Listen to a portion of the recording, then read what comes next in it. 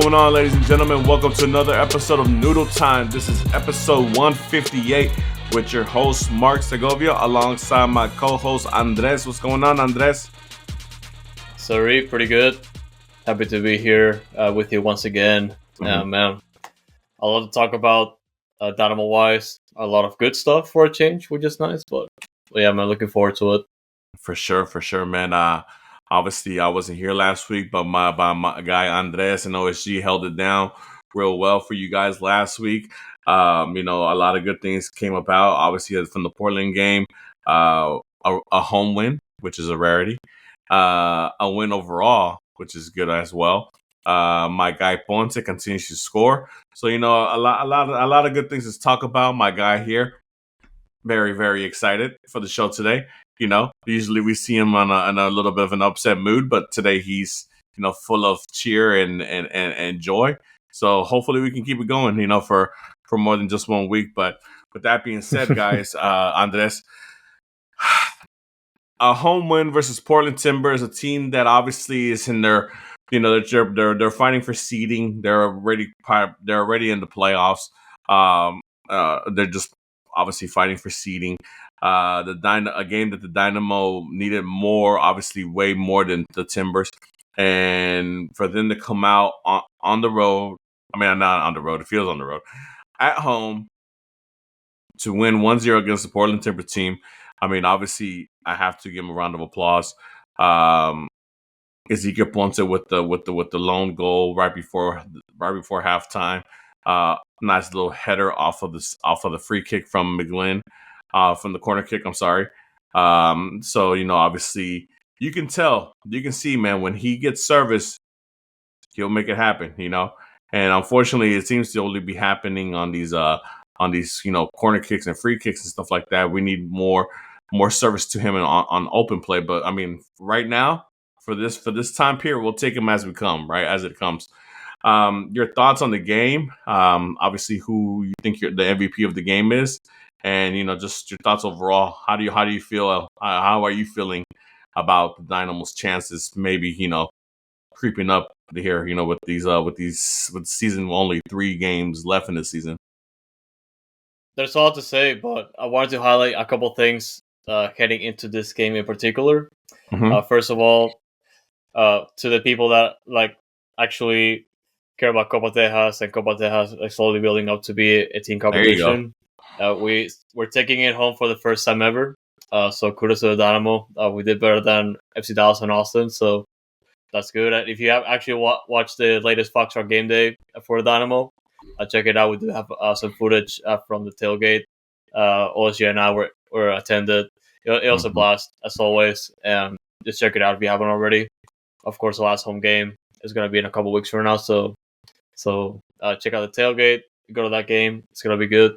But I mean, heading into this game, of course, the biggest thing that was on my mind is the fact that Houston have not won a home game since June, and first of all, is a insanely bad streak because our home form, I kind of highlighted in a few episodes already, but it's our worst home form in a season in the team's history, which is not good. Heading into this game, also Ben Olsen and Artur were suspended. Ben Olsen due to yellow card accumulation, and Artur was coming in with a red card in the previous game. Of course, late against Colorado, a really dumb red card. And Juan Guerra stepped in as the acting head coach. So it was going to be a game that we're going to be highlighting Juan Guerra, my fellow Venezuelan, being in charge for the first time here. Even though we felt like it was going to be kind of like Ben Olsen's lineup from the get-go, just without Artur. And we were looking into that. And with the game itself, how it played out, especially in the first half, I thought Houston played pretty good. A lot of fans were very positive about the output in the first half. The second half obviously was a different story.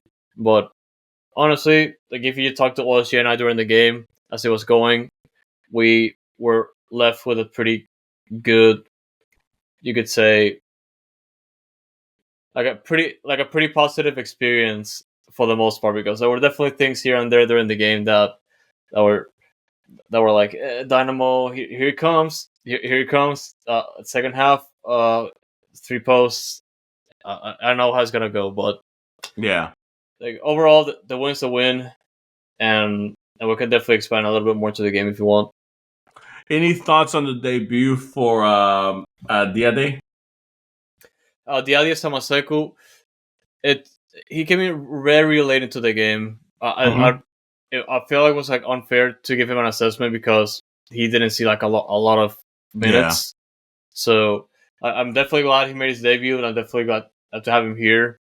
But I prefer to have him like come into the game during the second half. Maybe I don't know if it's acclimated to the team yet, and I definitely get if he's not seeing like enough minutes or in the conversation to earn a start. Obviously, the midfield is crowded as it is, so it's gonna be very difficult for him. But I'm glad to have him here, and I look forward to seeing him play some more. Yeah, for sure. Yeah, man. Unfortunately I had a commitment, so I didn't really get to watch the game too much. To as far as it during live, But obviously I got the notification when they went up 1-0, and then obviously I saw the highlight of the goal and things of that nature. So I was obviously excited and happy to see that. And especially for someone like Ezequiel Ponce, who obviously has had, who I feel has gotten a lot of the unfair. He's been unfairly, I guess, prosecuted, for the fact that obviously he is our highest paid player. We spend a lot of money on him, and, he's not scoring like how we feel he should be scoring. And, obviously, 10 goals, he got to double digits, congratulations to him. It's a good little feat, but obviously you expect a lot more. And I think that he's capable of scoring a lot more, like I've mentioned here prior, many shows ago and stuff like that. That I do think he has the capabilities of being a top goal scorer in MLS for the Dynamo, being one of those guys that score anywhere between 18 to 25 goals if he has the right people supplying him the ball to give him the opportunity to score the ball. And I think it's going to be one of the big things when this offseason comes, as far as one of the big objectives that the front office has to get accomplished, as far as finding a playmaker and finding somebody who can distribute the ball and serve the ball up to Ponce on the platter to alleviate all the defense being on him, and and obviously giving him a better opportunity to score the ball. But obviously that's looking ahead. But yeah, man, I'm happy. I'm glad. Obviously, I remember when we first talked about the last couple of weeks, that we got to look at this like finals. Each game is a final. And this past week, obviously them winning it, it's a good look. And, with 3 games left to go, it's 3 more finals to go. And, we're right in the thick of it. I mean, with all the craziness, all the ups and downs, all the injuries, all the whatever, to be 3 games away from the season ending and still have an opportunity to make a playoff run. I mean, I mean, I don't know if it just shows the how close and how evenly par MLS teams are, or or what, or maybe it's just too easy to make it to the playoffs, and the fact that we're struggling it kind of shows something, right? But I mean, with that being said, at the end of the day, we have an opportunity, and if you have an opportunity, it ain't over to the fat lady sings, like they say. So no. And that fat lady still ain't sung. So so we'll keep it going that way, and hopefully, like I said, coming up next week when we talk, this upcoming week against Nashville, when we talk about it later on in the show, we'll have a good result and all that good stuff. But yeah, man, just I mean, obviously, one of the big things was Arthur, our captain, being gone because of the red card. Ben Olsen being gone because of that suspension as well. Your thought. You mentioned Juan Guerra, who obviously is one of the coaches that we talked about possibly taking over for Olsen if Olsen had to be let go earlier in the season. As far as on the interim basis, and obviously he showcased. I think he comes with a different type of notion. Obviously, he is going to follow a little bit of Ben's outline, because Ben is still the head coach, and he is a soldier on his on his front. So I mean, but did you anything about Juan Luis Guerra and the way he coached the game, or the way he asserted himself into the game with with the players and his substitutes and stuff like that, that you noticed, that you liked, or that you enjoyed, or did you possibly see be like, man, he might be a good candidate if we have another situation like this in the future, where we might be looking into having having an interim basis coach available for us. Yeah, to start with on-field performance and some of the players, of course, the one thing that we had to sort out was the fact that Artur was going to be gone for that game. Mm-hmm. And granted, Artur is not having his best year with Dynamo, coming out of an MVP season last year. But in this game, it was kind of evident that Urso is going to be stepping in as the replacement for him. And you could even say that Urso had his best game for the Dynamo yet. Mm-hmm. Like just playing like the entire game, just locking it down. I really like what I saw from Urso. Like, defensively speaking, he was just containing as much as possible. Even though Portland was able to get through a couple of chances here and there, especially in the second half, Urso did the job in the first half and was able to lock in, like building up the plays. He was kind of like a hit or miss, but overall, like, he did his job. He covered defensively in a dangerous team in Portland. Yeah, and I liked it. Going back to Juan Guerra, I'm not saying it because he's Venezuelan or like a compatriot, but like, I have encouraged you to listen to the post-game press conference in the last Foxtrot game day if you haven't already. But I mean, he's a great coach. Like, he's an amazing coach. Obviously, you could say because he won the USL Championship in his first year with Phoenix Rising, but coming into Houston like just a few seasons ago, like, you have some high expectations for him because he was coming into the coaching staff already as an assistant coach, and obviously having him and Katie Bundy and the coaching staff, we have plenty of options if Venosa were to go. We do have coaches with significant experience, not just in USL level, but MLS Next Pro. Obviously, Kenny Bundy's being one of them, but yeah, you should listen to the press conference, and obviously with the way the season has turned out, he understands what the team is going through. Like, he understands the where the team is sitting at, and like, he provides all those answers.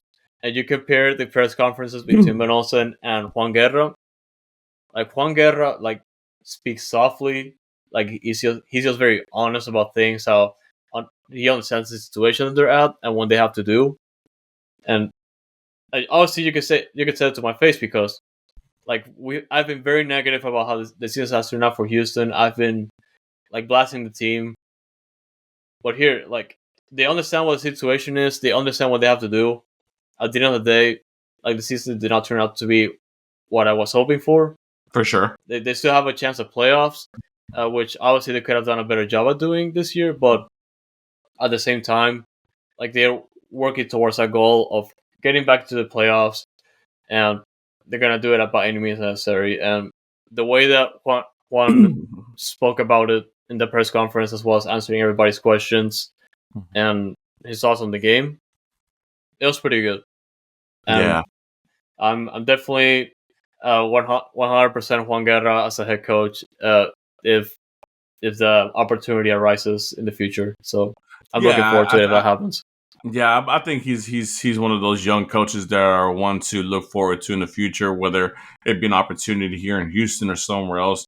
Obviously, I think he, with his experience as far as being a USL head coach and winning a championship in that league, obviously it's another notch on his belt, and obviously him being one of the top assistants on an MLS roster as well, and then depending on how successful the Dynamo are doing his tenure as an assistant goes, obviously teams will start picking off coaches from staffs that they've deemed successful, because they want to bring that success over to their clubs, so whether or not he has that opportunity here in Houston or somewhere else, obviously I think Juan Guerra has a lot of great attributes, and he showed it. Obviously, he showed it off this past week, coaching for Olsen. And as far as the press conference, because I've heard a lot, I've heard a lot about the press conference and stuff like that. How it was a different, felt like a different environment, felt like a different, just different, And obviously one can pertain it to the fact that obviously he doesn't have the pressures that Olsen does, right? He's just entering, he's just coaching that one game, whatever. He knows his role is going to go back to what it was as soon as that game was over, and then obviously, he's going to go back to doing the role that he's been doing all season. But obviously, it's just I get it. Like I sometimes, sometimes in all sports for coaches, right? Press conferences, especially during a season where the season hasn't really gone the way you want it, and it's been a difficult season, and you know what's going on that's wrong. But but obviously when you go into answering the questions that the media have, there's only so much you can give up, right? You can't really go in there disrespecting the players or anything like that, or blaming somebody or whatever. This is that.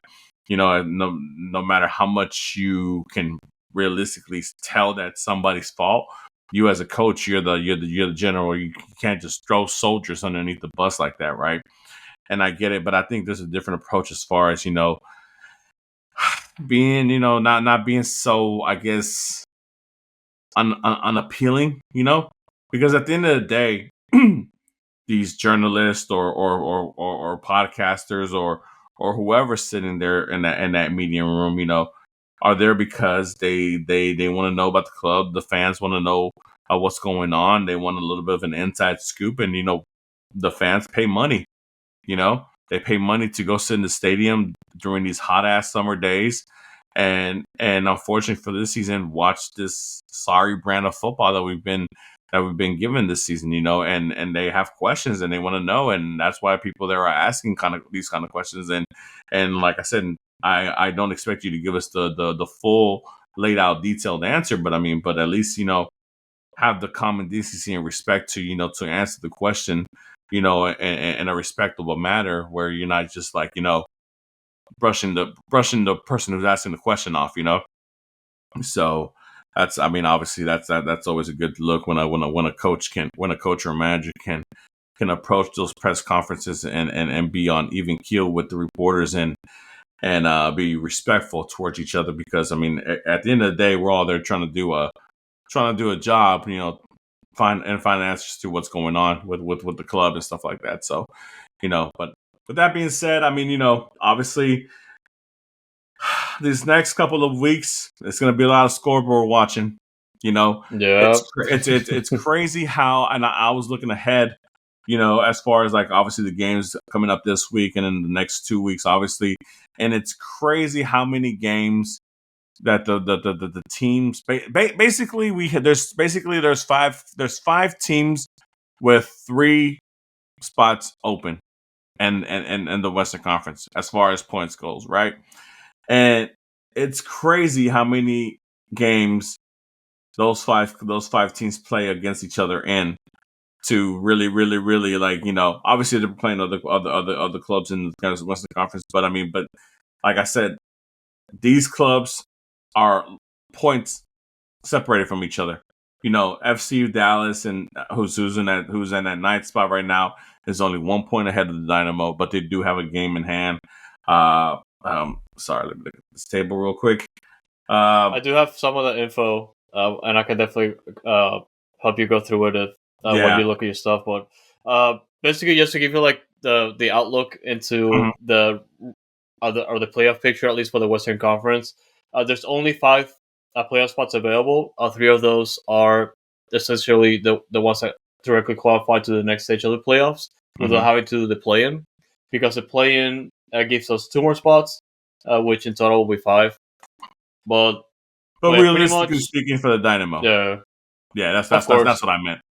Yeah. So with that, I'm sorry, man. So with that being said, like one of the big games this weekend is going to be the Portland FC Dallas game. And the thing I was like I mentioned, with Dallas having a game in hand and them only being a point ahead of us, and obviously the fact that we just got a win over Portland, it's always it's a nice feather in our cap as well. So it's one of those things where, like, we're kind of and scoreboard watching becomes hard, because now you start rooting for teams who you normally don't root for and things of that nature, whatever, and then you obviously got San Jose and RSL who are right behind you as well, and you got those teams playing against, San Diego and the other clubs, and then Colorado playing against Minnesota as well. It's one of it's games that obviously you they're picking each other apart while you're on the other side playing against Nashville and against an Eastern Conference team where obviously the only thing that matters there for you is to get points. You know, you have to get points. I mean, obviously Nashville, they're in the thick of it. They have a duel and Surridge and how do you say his last name? Mukhtar. Hani Mukhtar. Yeah, Mukhtar that are just crazy in scoring goals. I mean, those and between those guys, between those two guys, there's 36 goals between those two. Between the whole Dynamo team, there's 40 goals. So I mean, like, that just goes to show the high offensive power that those two have. And then you have Andres Naranjo, who we're all familiar with because he's a Honduran national, that has really, really, really, really just assisted the ball really well to those guys. He's double-digit assists, and he's just putting that ball on that platter for those two guys, and they're putting the ball behind in the back of the net. So I mean, it's going to be a lot of scoreboard watching, but obviously the first things first is the Dynamo have to go up to Nashville, and Nashville, that I heard I hear that stadium gets really packed. It's sold out and it's full of ruckus and stuff like that, which I don't, which I fully expect. Chick-fil-A, what's going on, bud? Dynamo. So I expect a lot. I expect a hostile environment. But your thoughts on the game, man? I mean, we got a couple of people from the Surge out there going to Nashville, hopefully trying to bring back a dub. And shout out to those guys from the Surge. Hopefully you do bring back that W. But your thoughts on this weekend's game against Nashville, man, and Sam Surridge and Hani Mukhtar, a former MVP of the league, There's a lot of things about that game. Just going back to the playoff scenarios, there's a couple things going for both Dynamo and Nashville. So, of course, for us, it's a huge game that could potentially define the season because, like you said, we are in 10th place. We do have 36 points with 31 games played. And FC Dallas currently occupying the last spot of the playoffs with 37 points. They do have a game in hand over us. So that's extremely concerning because they kind of have like a control of their own destiny right now. And the next team above them, of course, being Colorado, 8th place with 39 points. We are 3 points away from Colorado, 1 point away from FC Dallas. And of course, it's good that we are pretty close to them. But the bad news is, obviously, the score watching comes into play here, being the fact that San Jose is right behind us with 35 points, and right behind us, RSL with 34 points. And there's barely any room for us to make any errors here because we have to go into Nashville and get a result. Obviously, a win is going to be way more difficult against Nashville because they're going to be looking for their own result, and they are contesting in playoffs still, but they can clinch playoffs in the Eastern Conference with a win against Houston. So they're going to go out there. They're going to go out to kill us. They're going to go out to get that win. Like, they cannot afford a draw. Well, they technically can because they still have a few more games, but they want to clinch now. They want to clinch it now. Yeah. Yeah. For sure. But I think the one thing that kind of works towards us, I guess, and like I said, maybe not. Maybe I'm just looking a little over this, is that all those clubs that you mentioned, Colorado, Dallas, San Jose, RSL, they're all playing against Western Conference foes, right? So like, and a lot of them, like I said, are playing against each other. So it kind of works out in our way, especially if we get some kind of pointage, right? Whereas, we're playing against an Eastern Conference foe, so it's not really like, like, oh man, if we lose, it's a big dagger to us, right? I mean, obviously this late in the game, any kind of loss is a big dagger, but obviously if Minnesota loses to Colorado, or if Salt Lake loses to Austin, or if, like, especially the Portland Dallas game. To be honest, any kind of result in that game what helps us out immensely. As far as trying to catch one of those two teams, man, and so on and so on. So it's like these other guys are fighting against each other in the Western Conference for positioning, while we're in the Eastern Conference. And I think that's, like I said, it's a big opportunity for us, where if we can come out with a W. I know it's a tall mountain to ask. But at the end of the day, this is the position that the team is placed in, right? And if you're gonna do it, you're gonna do it, and you're gonna have to do it against tough teams like this, against Nashville and things like that. And you got to take opportunity. You got to take advantage of the opportunity at hand, and and see it as, like, you're not going against a Western Conference foe, so it's not a big blow if you tie or lose. But at the end of the day, it can be a huge gain if you win, because that, and the other on the scoreboard, the other clubs, depending on who loses or who wins, it's going to help you regardless. So, yeah.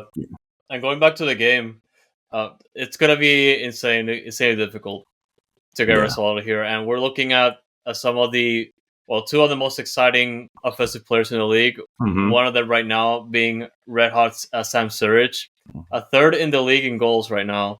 I think he has 21. If I'm not 21 mistaken, goals. 21 goals for Nashville. 16 for 3 from Lionel Messi, by the way. So yeah. Just living out there, but obviously we have to deal with him. And Hani Mukhtar, former MLS MVP, like, still doing his thing with Nashville. It's going to be a game that Houston has to show out defensively. And if they want to get a result out of Nashville, I feel like, offensively speaking, they have to get that energy from the San Diego game a few months ago. Because that's the type of game that they have to play. Like, if it's not like a straight defensive performance they have to seek, they have to go out and get a chaotic result. Because I feel like that's probably one of the two chances they have in this game. Yeah, this has to be one of those fluky games that we saw from time to time, like you mentioned, the San Diego game, or like the New York City FC game, or one of those games that we're like, what did we just watch here? It's and like I said, they're capable.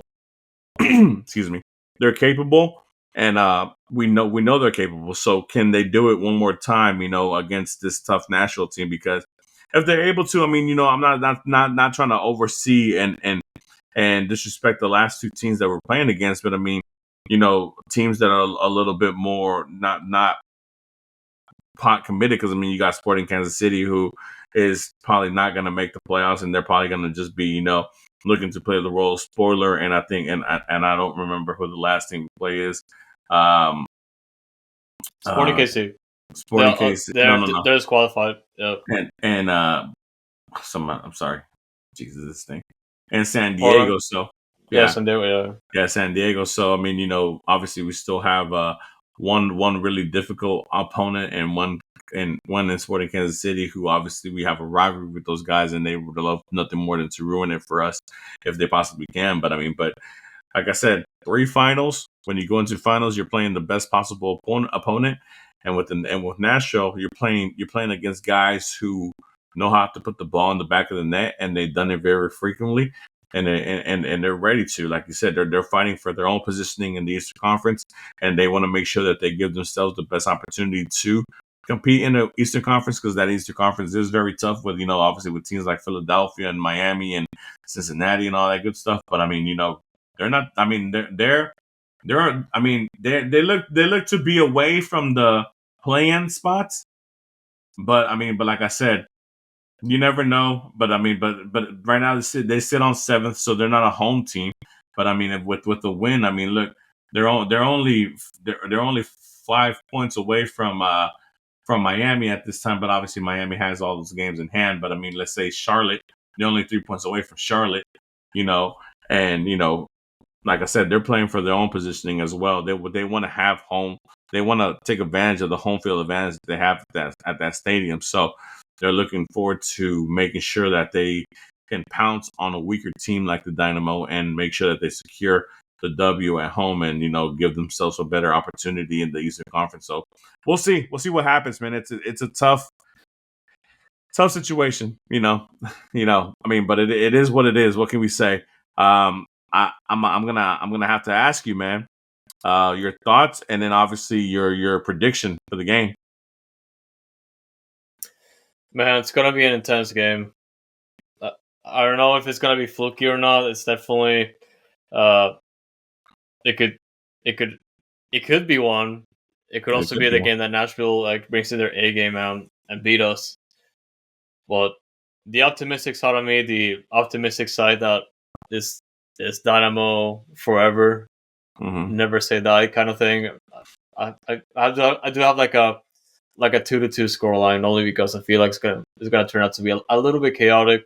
Yeah, and either I see it that way or I see us losing. So, but see, look, even then, a tie does not kill us, right? Like that's the benefit of playing this Eastern Conference foe because, like I said, Portland beats FC Dallas. We're tied with them, right? They might have the game in hand, but at the moment with the points, we're tied. If they end up in a tie, hey, they're a point ahead still, so you're not losing any ground there or anything like that.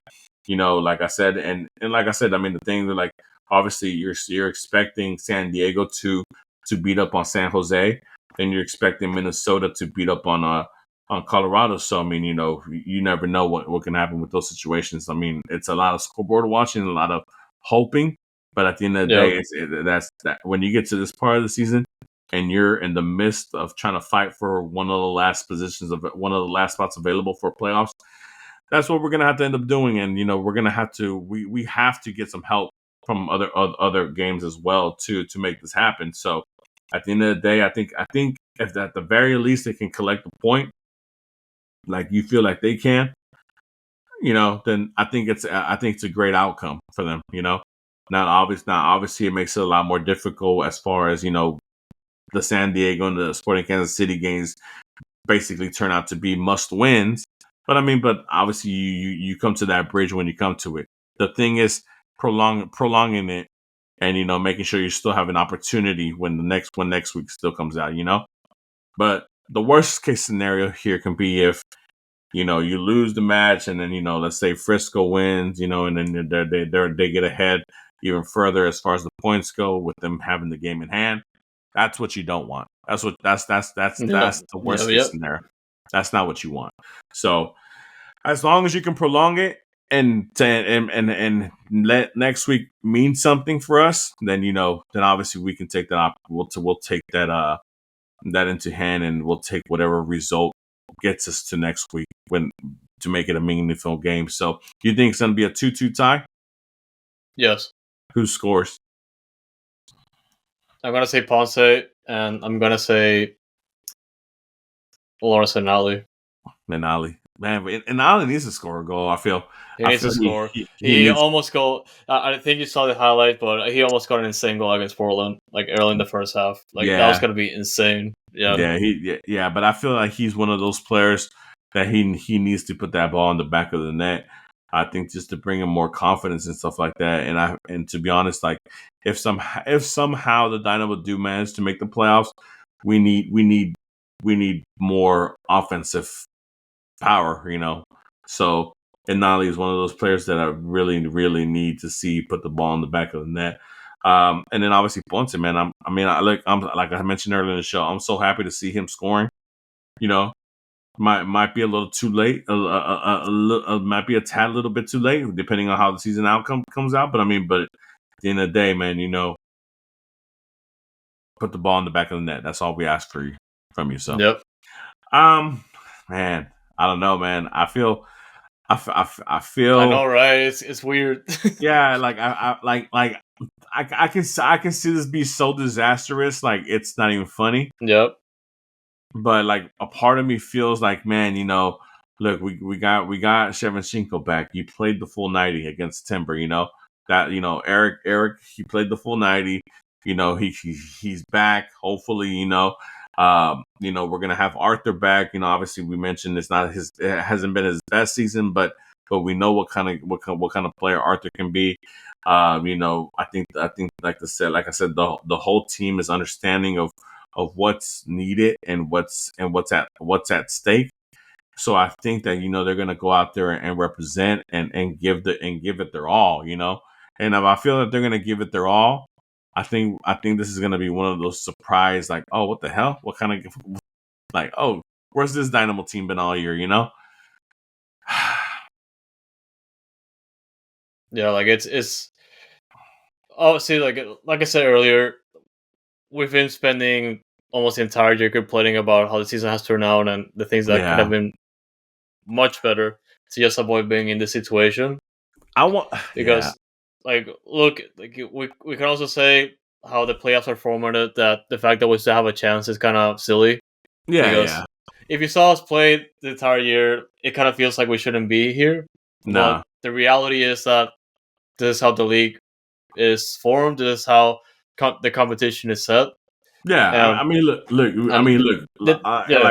I'll agree with you fully on that. Obviously it might look a little silly, the fact that we still have an opportunity, but if the opportunity is presented, you gotta take advantage of it. Yeah, and the players and the coaching staff and the fans kind of have to roll with it. But more than anything, the ones that have to believe more than anything, like beyond the fans, is the players and the coaching staff, because they're the team that go out to the field. They're the team that represent the badge, the jersey, the city. They have to get the result now. Like the past is the past, and what matters is now. Yeah, at the end of the day, if like I said, if the Dynamo were to make the playoffs, and let's say they make a little bit of a run or a little bit of noise in the playoffs, it starts to erase a lot of the stuff that happened in the regular season.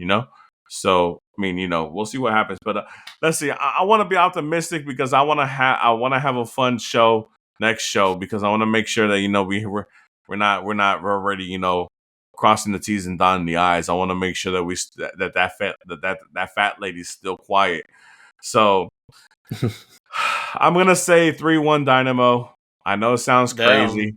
3-1. I know. That's gonna be insane if that happens. But I'm gonna say 3-1 Dynamo, and because my guys from the Surge are out there. So shout out to those guys out there. Yeah. Let's I want those guys to be loud and proud, and I want the Apple telecast to shout them out as well. Hopefully they can bring back that W, whether if it's 3-1 or 1-0 or whatever. As long as they bring back that W, that's all that matters to me. But yeah, I'm gonna go off the hinges here, and I'm gonna say 3-1 Dynamo. Just because, like I said, I really, really, really want to have a good, exciting show next week. I don't want to be down and out, thinking that damn, they put the final nail in the coffin. So I want to be optimistic. So let's do it, Dynamo. 3-1. Let's go Orange. Let's go Orange for sure. And I'm gonna go with Ponce brace and a linger goal. I want to see Ponce keep shutting the haters down and keep shutting them up, whatever, and him coming in, as that superhero at the end, and saving the season for us, however possible. So I'm gonna be asking for that Music City Miracle from everyone's gonna ask for it. Yeah, for sure. But I mean, obviously along with this game, it's 3 finals, 3 games that we mentioned. 3.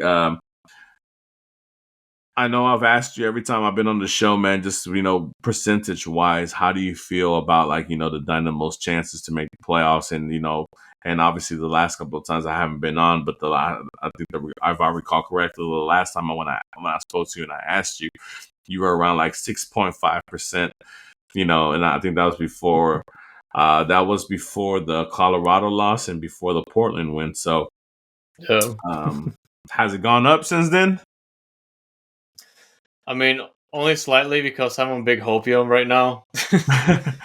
But I'd probably say still 10%, because 10%, double digits. We're still out of the playoff picture. Yeah. And more than anything, we are relying on the team getting performances that, like, mostly away, because we do have only one more home game, and it's gonna be against San Diego. It's gonna be a tough game, but we have to focus against Nashville now. It's a game that they have to get a result. There's no denying it, and it can still things can definitely change depending on outside results, because you have to watch the scoreboard for the next few weeks, which sucks. But there's a reality now, so I'm still like 10% confident they can make it, but I gotta see it. I've been burned so many times this year. Yeah, for sure. I wasn't expecting nothing crazy like you jumping up crazy high or anything like that. But hey, double digits, and 10%, sounds about right. And obviously I do expect that maybe for it to go higher, especially if the Dynamo are able to pull off this win against Nashville.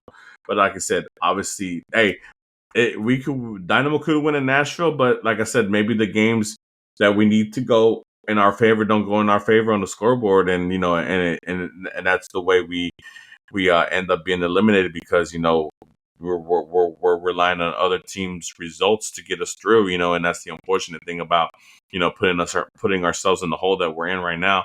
We can come out with the positive results and the wins and stuff like that, but if we're not getting the help in the other games that we need to jump over the teams that are in the ninth and eighth position to get in those spots, then obviously we can't make it. But here's hoping to that we do, and all that good stuff. Aside, obviously, I know you're going to be focused on the Dynamo Nashville, but speaking of scoreboard watching, and I think that's been the theme of this show, scoreboard watching. What's the other game you're going to be looking at as far as like real closely, aside from the Dynamo game? Especially with all those other games having so much implication as far as like helping the Dynamo or not helping the Dynamo make the playoffs. Well, the big one, you kind of just said it, Portland FC Dallas is going to be the one that we're going to be looking at the most. Mm-hmm. Of course, RSL hosting Austin FC is going to be a one that we can watch, because Austin are above Portland, even though it might just be unattainable right now. RSL are still 2 points away from us. Yeah. So it will be ideal if Austin tie RSL, or sorry, OSG. But if Austin beats RSL, that helps us in a way, because it takes points off the table. Yeah. For RSL. Mm-hmm. And they also have that game in hand over us, so that will be pretty good. Yeah, for sure.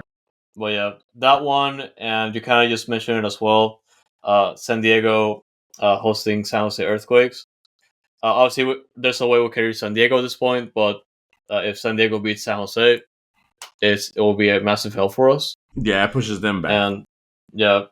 And let's see as well, because the Colorado-Minnesota game is another game that should be very interesting. Obviously, Minnesota is out of our reach, but Colorado is sitting in that 8th spot, and 3 points away from us. They're 3 points away from us. So if Minnesota can keep Colorado on those 39 points, and if, like I said, if we're somehow managed to pull out the win against Nashville, we'll be on even keel as far as points go.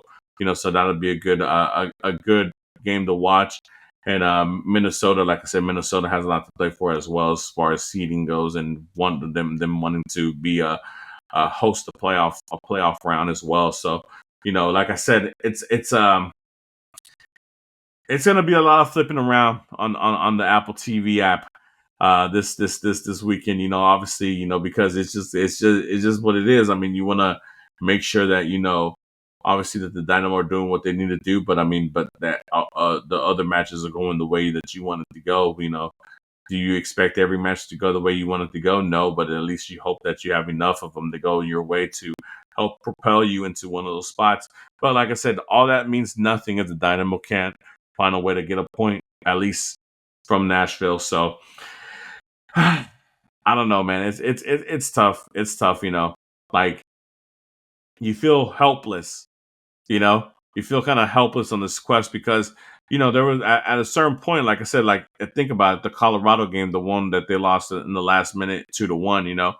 that point right there by itself could have us, could have really helped us, and maybe we don't need a point here, for against Nashville, whatever, we can keep it rolling. But I mean, just that's just been the year that we've been having, and giving up leads late in the games, turning ties into losses, turning wins into ties, and that's the unfortunate thing that we've as a club this season has been kind of the norm.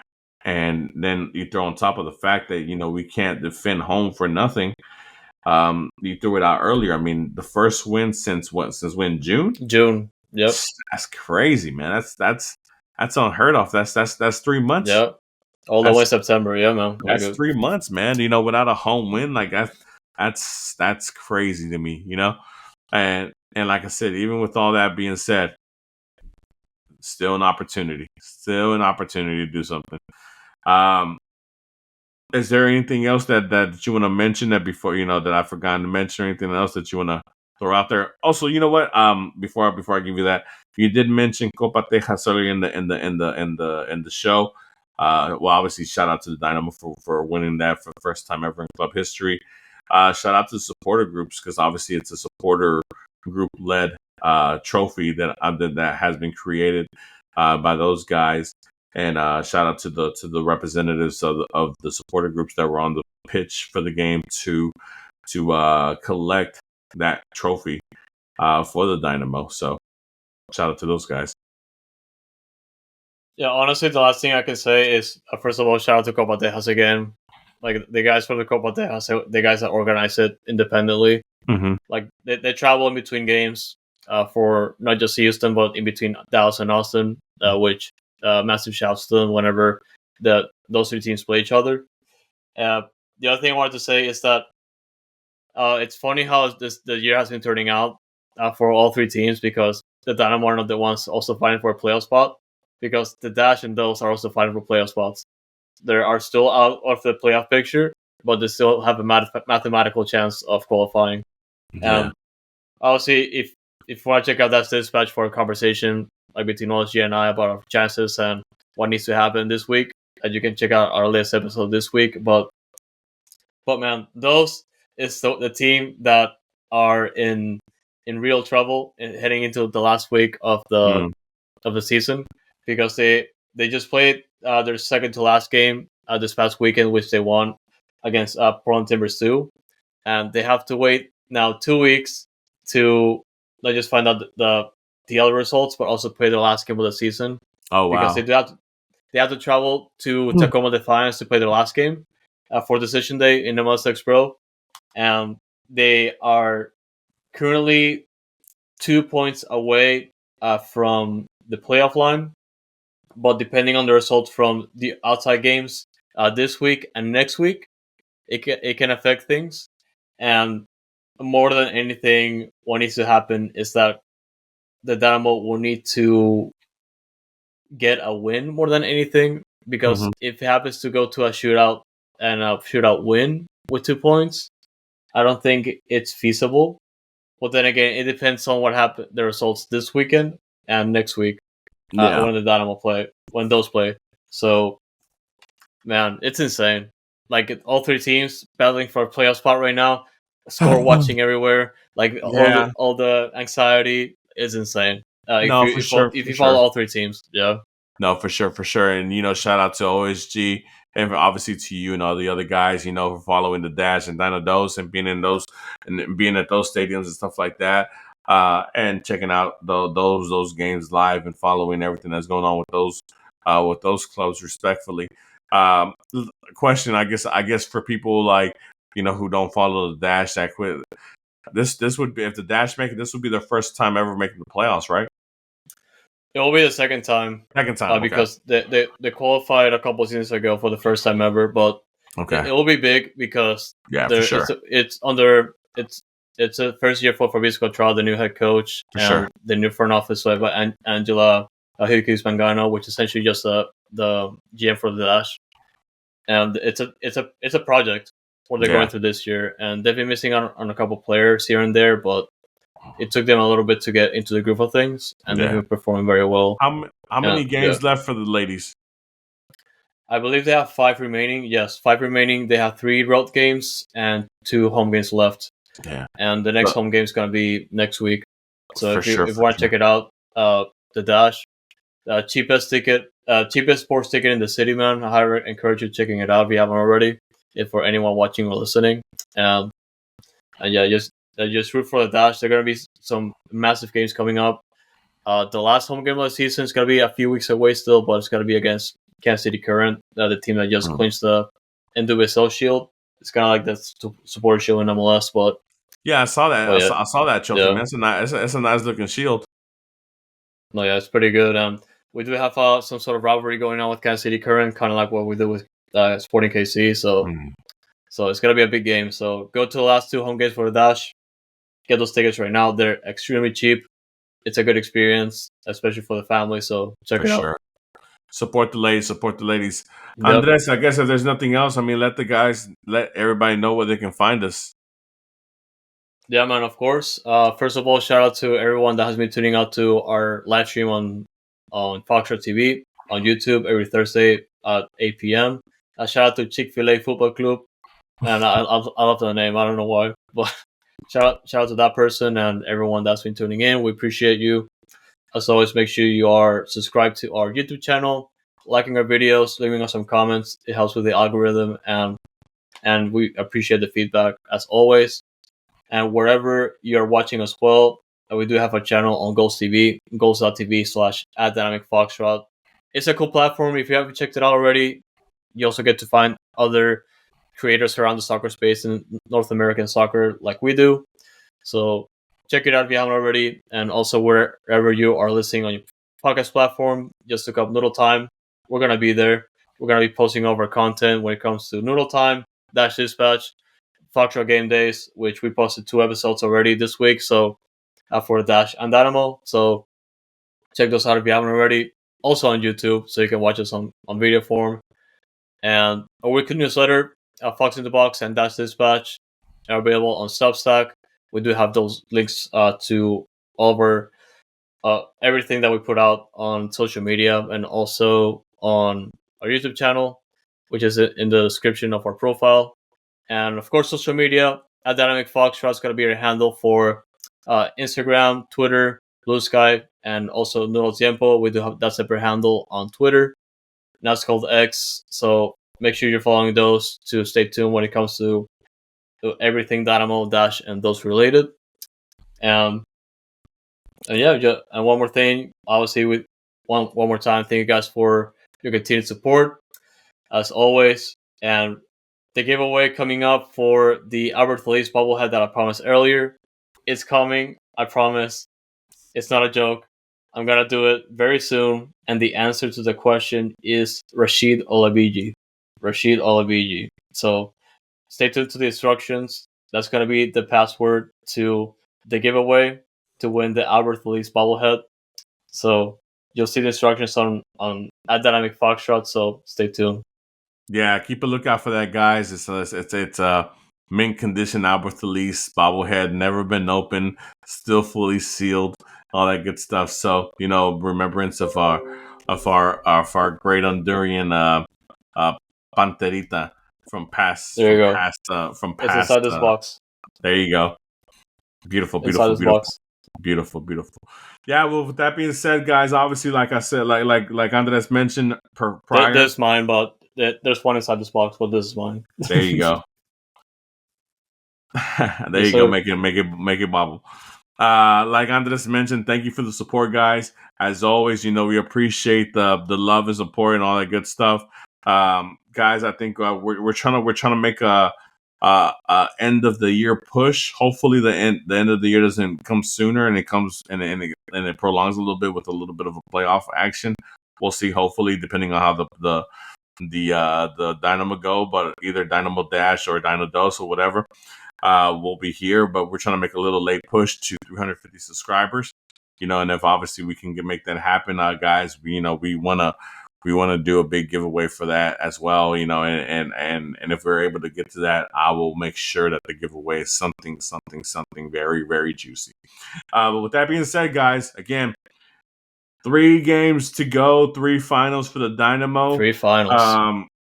Hopefully it can go our way, and hopefully next week we will be here talking something positive. But with that being said, regardless if we're up or down, we're always going to be holding it down for H-Town, baby. Let's go. Houston Dynamo, forever orange. Let's go, baby. Stay in roll, y'all. Thank you. Mm-hmm.